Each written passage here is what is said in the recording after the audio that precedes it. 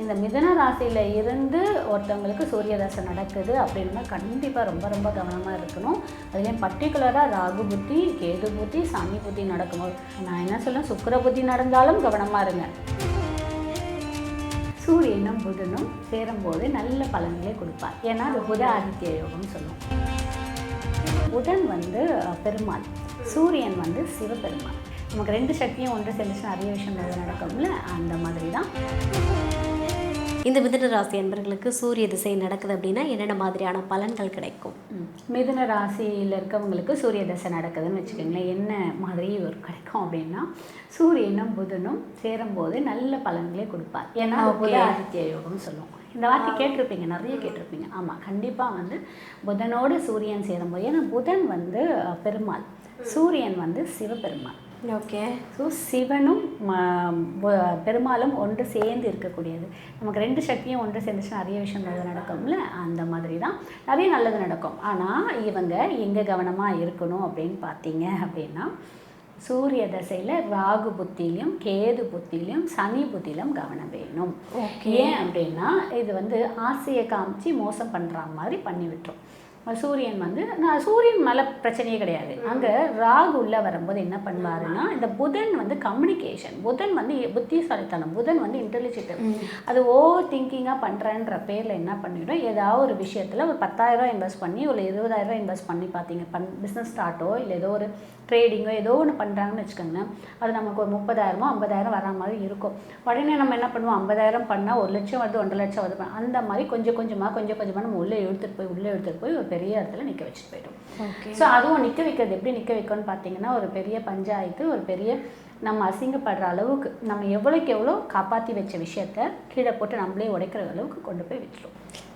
அதனால் இந்த மிதுன ராசியில் இருந்து ஒருத்தவங்களுக்கு சூரிய தசை நடக்குது அப்படின்னா கண்டிப்பாக ரொம்ப ரொம்ப கவனமாக இருக்கணும். அதுலேயும் பர்டிகுலராக ராகு புத்தி, கேது புத்தி, சனி புத்தி நடக்கும்போது நான் என்ன சொல்லுவேன், சுக்கிர புத்தி நடந்தாலும் கவனமாக இருங்க. சூரியன் நல்லா இருந்துட்டார், சுக்கிரன் நல்லா இருந்தால், ஏன்னா சுக்கிரனும் லேசு கிடையாது. சூரியனோட சேரும்போது சில ஆசை வார்த்தைகளே நமக்கு காமிப்பார். ஆசை வார்த்தைன்றது நம்ம இல்லை, நம்ம கிட்ட எதுக்க இருக்கவங்க நம்மளை காமிப்பாங்க. நம்மளை வந்து எங்கேயோ கொண்டு சிக்க வைக்காமல் பார்த்துக்கணும். ரொம்ப கவனமாக இருக்கணும். தொழில் பண்ணுவாங்க கண்டிப்பாக. மிதுனத்தில் இருக்கிறவங்க தொழில் இந்த சூரிய தசை நடக்கும்போது தொழிலை கொஞ்சம் எக்ஸ்பெண்ட் பண்ணலாமா, இல்லை தொழிலேருந்து இன்னொரு பார்ட்னரை உள்ள சேர்த்துக்கலாமா, இதெல்லாம் ரொம்ப கவனம். சூரிய தசையில் தான் புதுசாக நமக்கு வந்து வேற்று மொழி பேசக்கூடியவங்க நமக்கு இன்ட்ரடியூஸ் ஆவாங்க. ஓகே. ராகு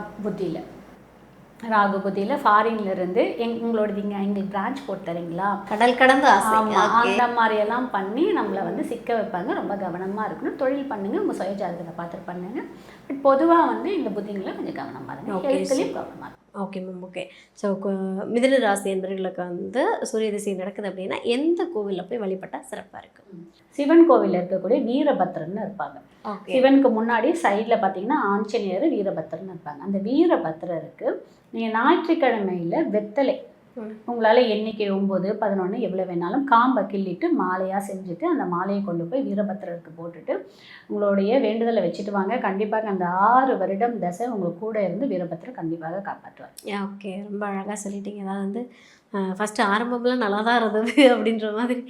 சூரிய திசையில் வந்து புதன் புத்தி நடந்தது அப்படின்னா பிரம்மாண்டமாக நிறைய விஷயங்களை கொடுப்பாரு அப்படின்னு.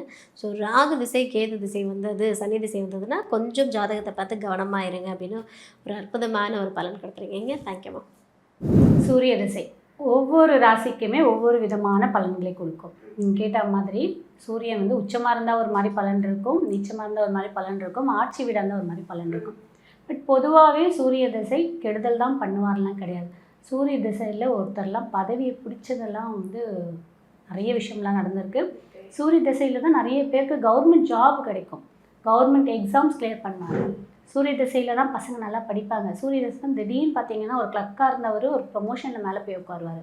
நீங்கள் சொன்ன மாதிரி சூரியன் வந்து கெடுதல் மட்டும் பண்ணுவாருன்னு கிடையாது. சூரியன் அவங்களோட ஜாதகத்தில் எந்த மாதிரி இருக்கார், சுபராவோ அசுபராவோ, இல்லை யாருடைய பார்வையில் இருக்கார், இல்லை யாரோட சேர்ந்து இருக்கார், இல்லை யாருடைய நட்சத்திர கால் வாங்கியிருக்கார், எத்தனாவது வீட்டில் இருக்கார் அவர், அந்த மாதிரியெல்லாம் பார்த்து தான் நம்மளுடைய குணாதிசயங்களில் அவர் அந்த திசையில் நல்லது கொடுப்பாரா கொடுக்க மாட்டாரான்றது தெரியும்.